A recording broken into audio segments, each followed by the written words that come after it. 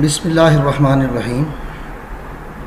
Reactions of aromatic hydrocarbons, ये topic BS chemistry के second और सिक्स सेमेस्टर और एमएससी पार्ट 1 के ऑर्गेनिक केमिस्ट्री के कोर्स कंटेंट्स में शामिल हैं।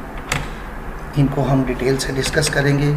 तो reactions of aromatic hydrocarbons, all aromatic hydrocarbons can show different types of reactions which are as follows: electrophilic substitution reactions, nucleophilic substitution reactions, addition reactions, oxidation reactions, and the last one is reactions of side chain, यानी कि aromatic hydrocarbon के ऊपर जो side पे chain लगी होती है, methyl या इथाइल वगैरह, उसके ऊपर भी सब्सटीट्यूशन हो सकती है। तो ये different reactions one by one हम डिटेल से डिस्कस करेंगे। तो सबसे पहले हम स्टार्ट कर रहे हैं aromatic electrophilic substitution reactions. Simply we can define these are the reactions in which one electrophile of an aromatic ring is substituted by another electrophile. Here, attacking electrophile must be stronger than the leaving electrophile. What are electrophiles? Electrophiles are the electron loving species. Electrophiles positive species होती हैं या simple dipole molecules होते हैं। For example NO2 group यानी nitronium ion है, क्लोरीनियम ion है। इसी तरह से ये एल्काइल हैलाइड भी एक डाइपोल मॉलिक्यूल है। ये सब बतौर इलेक्ट्रोफाइल डिफरेंट रिएक्शंस में यूज़ हो सकते हैं। Benzene ring or any other aromatic ring is highly delocalized with high resonance energy and maximum stability. The aromatic electron rich ring is attacked by some other strong electrophile to give a substituted product. यहाँ पे आप देखें बहुत ही आसान तरीके से ये एक रिएक्शन लिखा हुआ है जिसमें बेंजीन और एक इलेक्ट्रोफाइल का रिएक्शन हो रहा है, और ये रिएक्शन होगा कैटालिस्ट की मौजूदगी में। पीछे हमने पढ़ा है कि aromatic rings highly stable molecules होते हैं। इनके जो डिफरेंट रिएक्शंस होते हैं वो कैटालिस्ट की मौजूदगी में ही होते हैं। तो कैटालिस्ट की मौजूदगी में ये एक रिएक्शन होगा और बेंजीन के साथ देखें इलेक्ट्रोफाइल अटैच हो गया है और उसके बाद प्रोटॉन बतौर लिविंग इलेक्ट्रोफाइल सेपरेट हो गया। इस सारे रिएक्शन को अगर हम जनरली एक सिंपल मैकेनिज़्म के मुताबिक एक्सप्लेन करना चाहें तो इसको हमने 3 डिफरेंट स्टेप्स में डिवाइड किया हुआ है।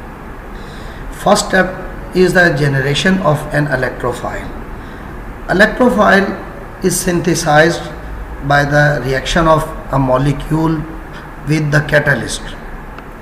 आप देखें प्रोडक्ट में एक इलेक्ट्रोफाइल जनरेट हुआ है।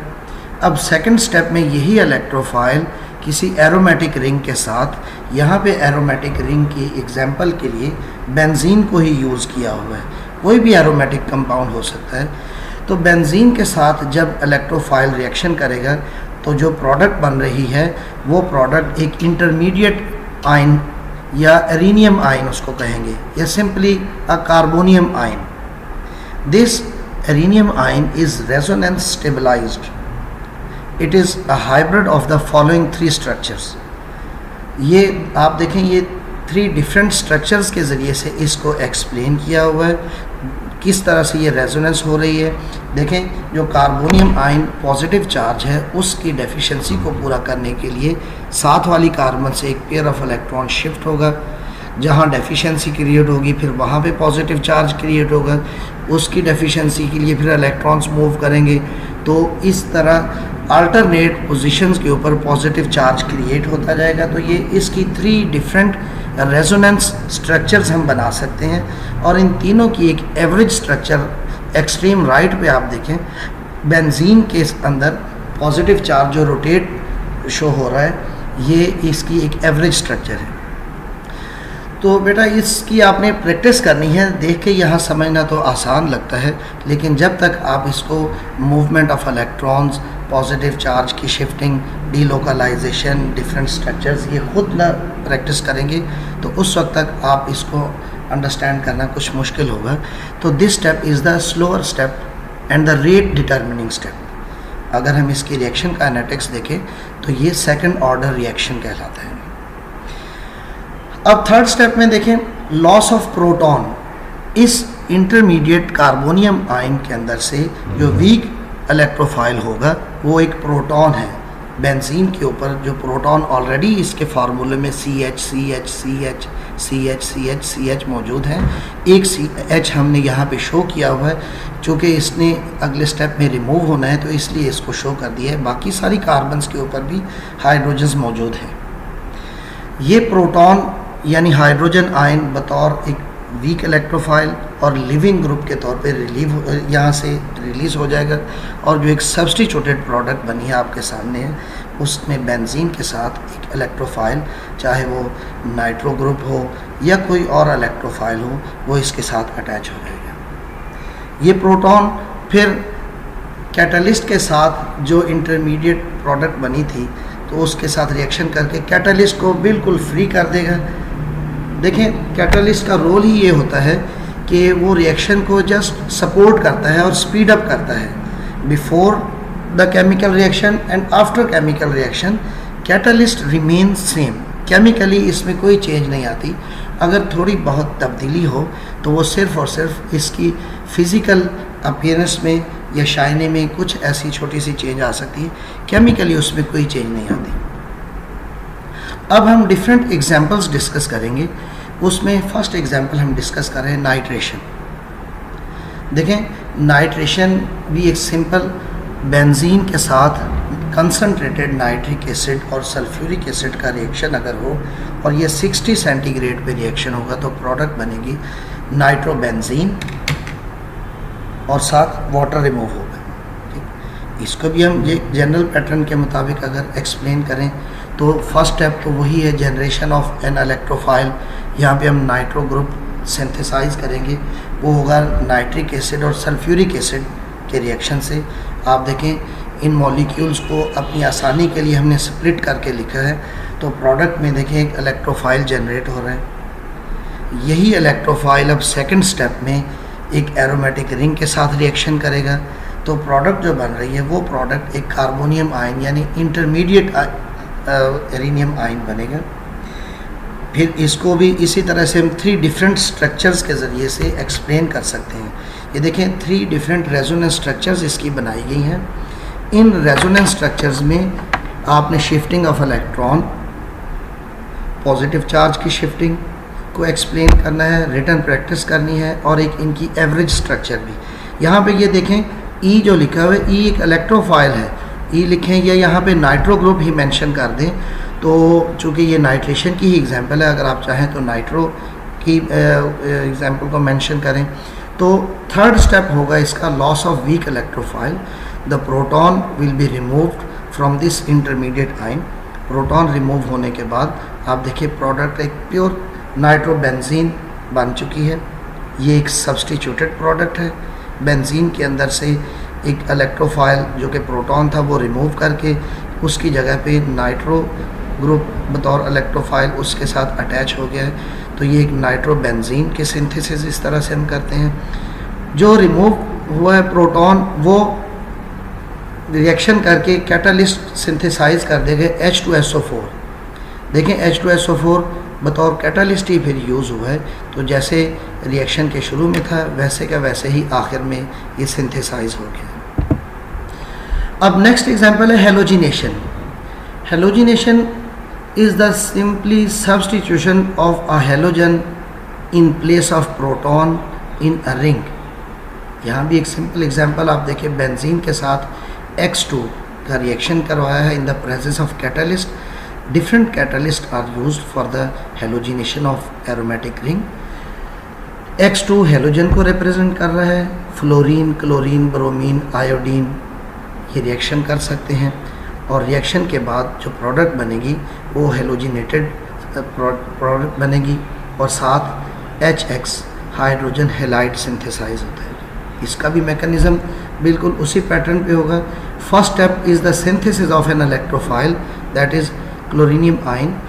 The catalyst is used for this reaction is normally ferric chloride or aluminum chloride used at room temperature. For the synthesis of FeCl3, iron powder in the presence of chlorine FeCl3 is produced. इसकी equation भी सामने दी हुई है, देखें Fe iron और chlorine के reaction से FeCl3 produce होते हैं. Anyhow, this FeCl3 is used as a catalyst and reacts with chlorine to produce an electrophile. FeCl4 negative charge, ये टेम्परेरी बनेंगे स्पीशीज़. सेकंड स्टेप ये होगा कि इसी इलेक्ट्रोफाइल का रिएक्शन अब हो रहा है बेंजीन के साथ, और उसी तरह इसकी भी इंटरमीडिएट कार्बोनियम आयन स्पीशीज़ बनेंगी. उसको भी डिफरेंट रेजोनेंस स्ट्रक्चर्स के ज़रिए से हम शो करेंगे. यहाँ पे उन 3 डिफरेंट स्ट्रक्चर्स को शो करने की बजाय डायरेक्ट एक उनकी एवरेज स्ट्रक्चर को बता दिया गया है, जो कि पीछे उसको एक्सप्लेन कर दिया गया है. उसी पैटर्न के मुताबिक आप इसको पूरा लिख के एक्सप्लेन करेंगे और प्रैक्टिस करेंगे इसकी. थर्ड स्टेप है फिर लॉस ऑफ प्रोटॉन. इस इंटरमीडिएट स्पीशीज़ के अंदर से प्रोटॉन जब रिमूव होगा तो वो प्रोडक्ट पहले तो बनेगी, ये क्लोरोबेंजीन बन जाएगी, और उसके बाद जो प्रोटॉन बनेगा वो FeCl4 नेगेटिव के साथ रिएक्शन करके खुद HCl में कन्वर्ट हो जाएगा, और FeCl3 एज सच कैटलिस्ट जैसे शुरू में था वैसे ही आखिर में बच गया. बस अगर कोई चेंज हुई तो इसकी फ़िज़िकल अपीयरेंस में या कुछ फिज़िकली चेंज होगा. केमिकली ये species before and after chemical reaction बिल्कुल सेम ही होगी. In the same way, we can explain different halogenated products. If we want to discuss the order of reactivity of halogens, it will be fluorine, chlorine, bromine and iodine in the decreasing order of reactivity. Normally, chlorination and bromination products are observed.